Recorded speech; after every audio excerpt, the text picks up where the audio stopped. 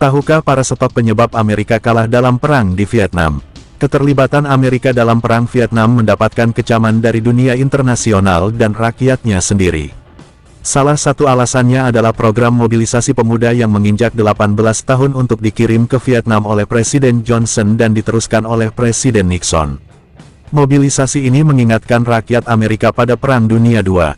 Terbukti, pada akhir Perang Vietnam, Amerika kehilangan prajurit kurang lebih 60.000, bahkan ada yang berkata 1 juta tentaranya dan hampir 8.000 lainnya hilang. Meski datang untuk membela Vietnam Selatan, keterlibatan Amerika tidak didukung sepenuhnya oleh rakyat Vietnam Selatan. Rakyat Vietnam Selatan justru mendukung Viet Cong, Barisan Nasional Pembebasan Vietnam Selatan yang dibentuk dengan dukungan Vietnam Utara. Salah satu sebabnya adalah karena tentara Amerika bertindak sewenang-wenang, seperti membunuh penduduk sipil yang tidak berdosa lantaran dituduh bersekongkol dengan Vietnam Utara. Selain itu, kendaraan perang Amerika banyak yang merusak lahan pertanian sehingga membuat rakyat murka. Propaganda Vietnam Utara, kebencian rakyat Vietnam Selatan terhadap Amerika kemudian dimanfaatkan oleh tokoh-tokoh Vietnam Utara.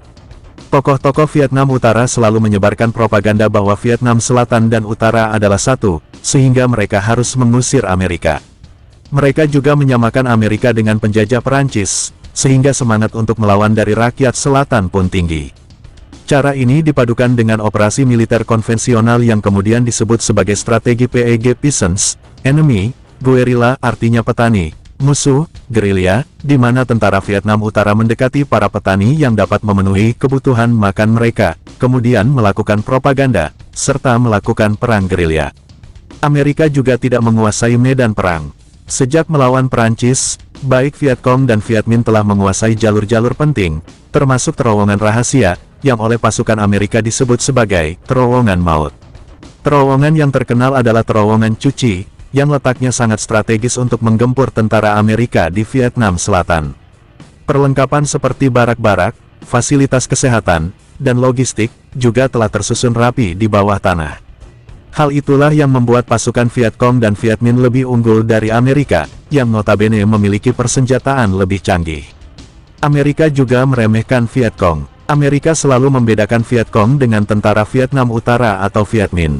Menurut Amerika, Viet Minh adalah agresor, sedangkan gerilya Viet Cong hanyalah pengacau. Oleh karena itu, Amerika selalu meremehkan Viet Cong dan lebih mengonsentrasikan pertempuran dengan Viet Minh. Selain bertempur secara hit and run, pasukan Viet Cong berhasil memenangkan perang dengan membangun daerah kantong-kantong besar dekat perbatasan Vietnam-Kamboja. Viet Cong juga menjalin kerjasama dengan Khmer Merah dan Pathet Lao atau pasukan komunis Laos, yang pada akhirnya berhasil membuat pasukan Amerika gelagapan. Akhirnya pada April tahun 1975, akibat gempuran dari Viet Minh dan Viet Cong, Vietnam Selatan jatuh ke tangan komunis. Sementara Amerika harus menelan pil pahit karena harus angkat kaki dan menerima kekalahan pertamanya dalam peperangan melawan negara Vietnam. Meski begitu, Amerika Serikat tidak pernah mengakui kekalahannya di Vietnam sampai sekarang, tapi dunia mengakui kalau Amerika kalah dalam perang di Vietnam.